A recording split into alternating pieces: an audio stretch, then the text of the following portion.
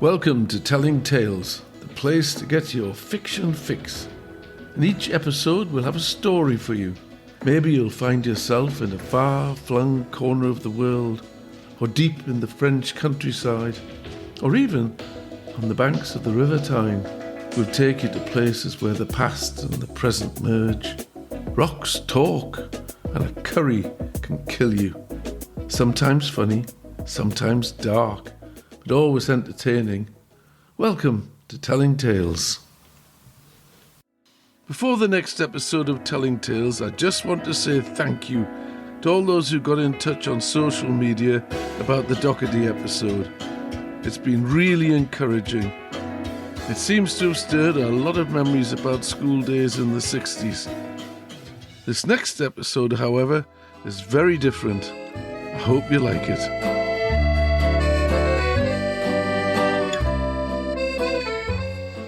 Last train to Castres. Benoît stepped down from the train at Castres and held out his hand. "Pappy, let me help you."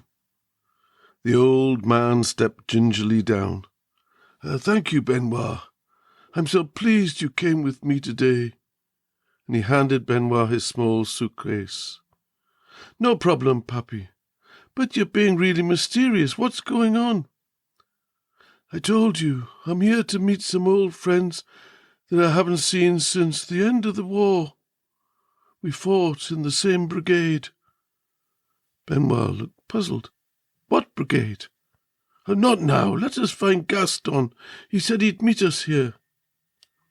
As they approached the ticket barrier, Benoît could see a man who looked even older than his grandfather walking towards them. "Robert, Robert," he shouted. The two men stood in front of each other for a moment as if they were transfixed. Then they embraced. It was a huge hug with much slapping of backs and "I nearly didn't recognize you" and "Oh, it's been too long." Benoît saw tears rolling down his pappy's face. Never once had he ever seen him cry or show much emotion at all. Even when Grandma passed away, he was sad, but he never saw a tear. Gaston kissed Robert on both cheeks. "Comrade," he said, the emotion shaking in his voice, "we have missed you." Then he looked over his shoulder and saw the young man standing behind Robert. Who is this, then?" "Ah, Gaston, this is my grandson, Benoît. He's been very kind enough to come along with me today. I'm afraid that at my age I'm not very confident about travelling alone on a train." Gaston laughed. "Oh, one of the heroes of Lautrec afraid of a train? Never. Come, we have a short walk. The others are here already, but there are only a few of us left now." The two old comrades made their unsteady way out of the station. "Is the Pontier Café still there?" "No, it closed years ago. We're going to the Café de Commerce. It's not far." Benoît tugged on his grandfather's sleeve.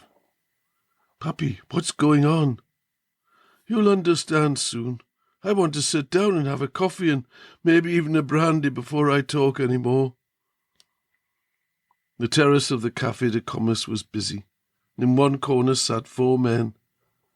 As Gaston, Robert, and Benoît entered the café, they stood up, and again there were many hugs and greetings, but soon the comrades settled down and Benoît was introduced to the group. "This is my favourite grandson, Benoît." Benoît gave his grandfather a quizzical look. "I'm your only grandson, Pappy." And there was much laughter, and the little joke seemed to break the sombre mood that had descended. There followed much clinking of glasses and more toast to fallen comrades. Robert turned and looked at his grandson. "These men you see before me are my comrades, Benoît. We were Boy Scouts. These two, Saul and David, they were with the EIF. They've come from America to be with us. Gaston, you've already met him. He was the oldest of us at 22 and our commanding officer. The other two and more scouts from Toulouse. Benoît, this is Henri and Michel. Towards the end of the Second World War, when the Nazis marched south, taking control of the Free Zone, they started to round up the fit young men to take to Germany as forced labour. Many of us took to the forest to escape, and we survived with help from the partisans. And that's where we met the EIF.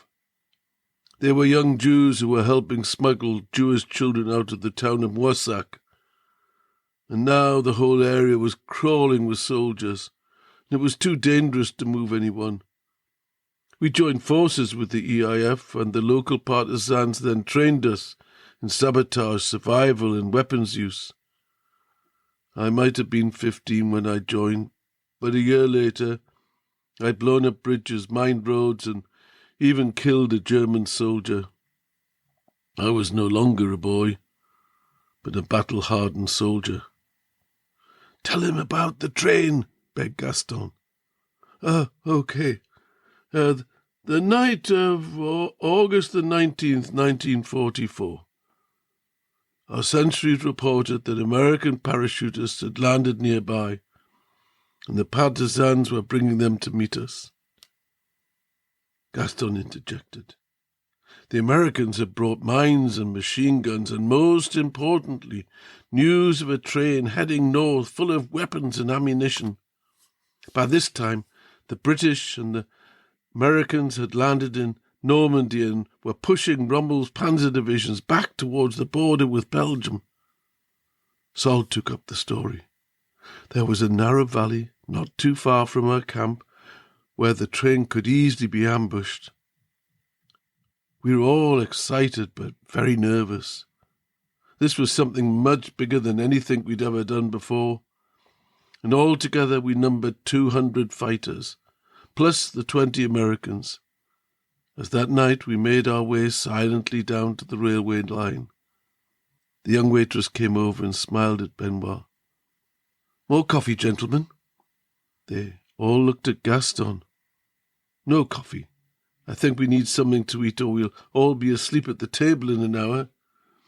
I can bring charcuterie and bread and some cheese." "Ah, perfect," Gaston replied, as he looked around the table at the nods of approval from his comrades. "And a beer," Sol added. The waitress nodded and returned to the bar. "Where were we?" said Robert. Benoît jumped in. "The train. How are you going to stop a train?" The mines the Americans brought would do the job. We put them under the tracks, and soon the train arrived, and the first couple of carriages and the engine were blown up. The noise was deafening.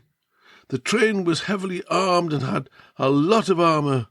And when the battle began between the heavy artillery on the train and our American machine guns and mortars, we threw everything we had at them. We disabled the front cannons with the mortars, finished off the rear gunners. Around midnight, the fight had slowed down. We'd used up most of our ammunition, but our boys had killed many of the German soldiers. Sol said, "I thought we'd have to withdraw, as we were down to our last barrage of mortars." Suddenly, a white flag appeared from the train. The German captain surrendered himself, plus 56 men, and all the contents of the train, and we all cheered and hugged each other. We'd done it. David jumped in. I came up to one of the captives and asked him, "Do you know who I am?" And the soldier answered, "Yes, you are partisans." "No," I said, "I'm stronger than that. Ich bin ein Jude." Well, he was wearing a green uniform, but his face was much greener than he heard that. I added I was not the only Jew, but he was surrounded by them. Gaston stood up from the table. We all cheered and shouted, "Ich bin ein Jude." And they all laughed, and once again the battle cry of Lautrec ran out, "Ich bin ein Jude." And they clicked their beer glasses together and cheered. The other customers turned and looked at the group, and a young man came across and said, "Are you the veterans who've come for the parade tomorrow?" Yes, Gaston replied. "Let me shake your hands and welcome you to Castres." and there was much shaking of hands and introduction, and each in turn welcomed the stranger. The young man continued, "My grandmother used to talk about the day you liberated the city, and you all arrived at the town gate, and she told stories of the party that night. My name is Gaston. I was named after my father, who my grandmother said was named in honour of the handsome young officer who commanded the troops who liberated the city." Gaston blushed and said, "I am Gaston. I was the commander of the scouts." There was a moment of silence at the table as the comrades looked at each other. Then Sol said, "Not so young and handsome any more, Gaston." And there was a roar of laughter that could have been heard in Paris. Then came the question that seemed to be on everybody's lips. "When was your father born?" asked Sol. There was the pause while the young man did some arithmetic in his head. 1950. Robert smiled and said, "I probably danced with your grandmother in the square that night." Gaston said, "I am honoured that she chose to call her son after me. Please give her my regards." "Sadly, she died a few years ago," said young Gaston, his head dropping slightly. "Let me buy you all a drink." "That is very kind," Gaston said, "but there's no need. We've just ordered some food, and we must try and keep a clear head for tomorrow." "Then I will see you all in the morning," said young Gaston. Benoît looked bemused. "What's happening tomorrow, and what happened to the Germans?" "He's as impatient as I remember you were, Robert," Gaston said. The surrender, yes. I think at that moment they thought we were going to kill them, but we didn't. We took them down the line to the little town of Lautrec and imprisoned them in an old warehouse. Guards were posted, and we went to get some food and some much-needed sleep." Henri took up the story. "Not far from Lautrec was Castres, where we are now. There was a German garrison here. Rather than wait for the Allied army and the Free French who were heading up from the south, we decided to attack the garrison." Benoît was puzzled. If the Americans and the Free French army would be there soon, why not wait? A dark shadow seemed to pass across Gaston's face. The wrecked train would soon be discovered, and then the Nazis would be searching for their men. Reprisals would follow, and we've already seen what they can do. Hostages would be executed, villages bulldozed, and much blood would be spilled. The news of the landings of the Allies in Normandy had reached us, and we knew we had to act fast. Gaston picked up Sol's glass of beer and swallowed it all in one. He then wiped a tear from his cheek. "Sorry, Sol. I needed that." Sol said, "Don't worry. I'll get us both another."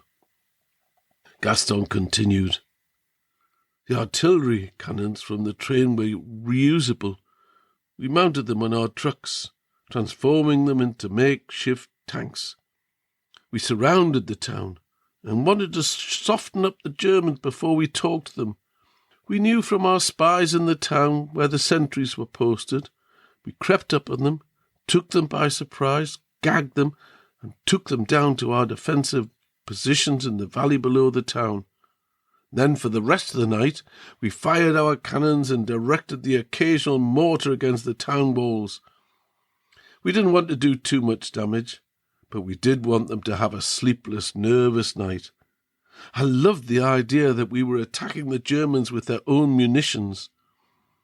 In the morning, the officers found their sentry posts abandoned." Robert took his grandson's hand.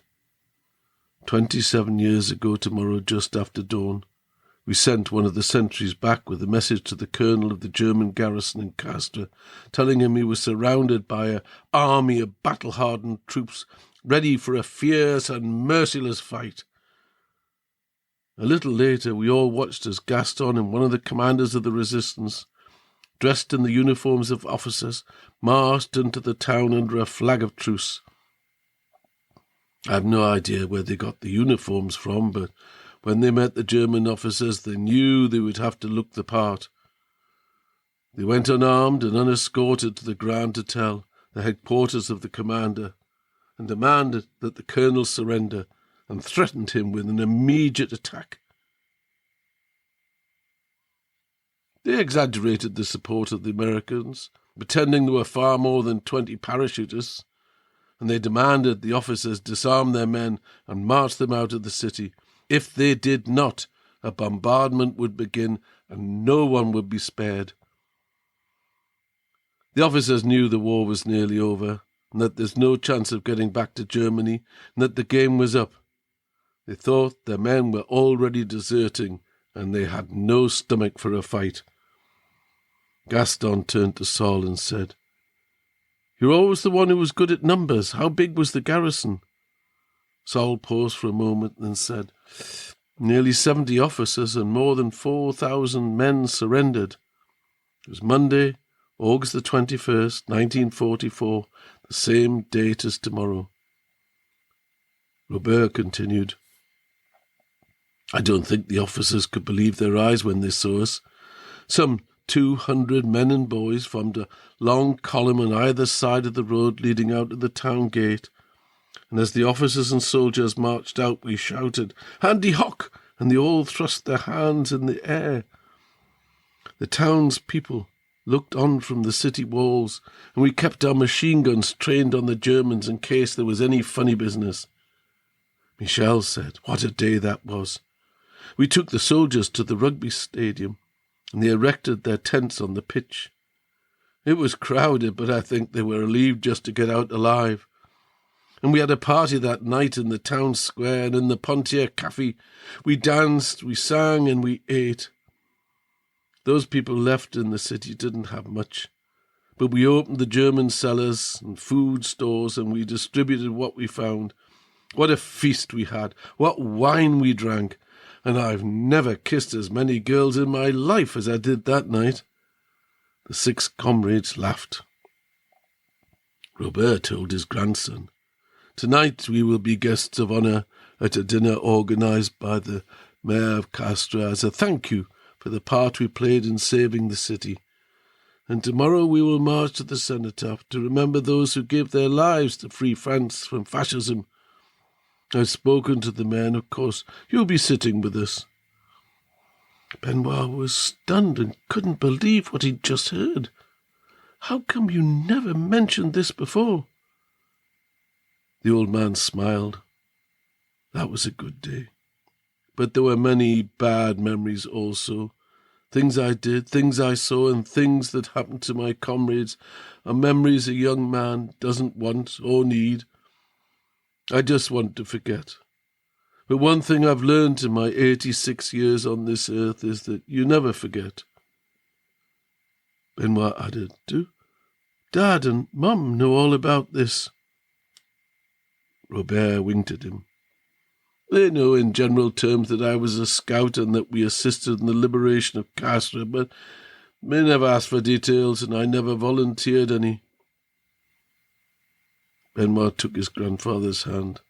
"I'm so proud of you, Pappy, and I have 1,000 questions." "Later, Benoît, later," his grandfather replied. Postscript. While the meeting of the comrades in the cafe is entirely fictional, all the salient facts concerning the train and the surrender of the garrison at Castres are a matter of historical fact. After the war, Moissac was named Righteous Amongst the Nations, a reference to how hundreds of locals helped EIF rescue about 500 Jewish children. An occurrence that Yad Hashem, Israel's National Holocaust Museum, has defined as an exceptional episode in the history of World War II. But that's a story for another day.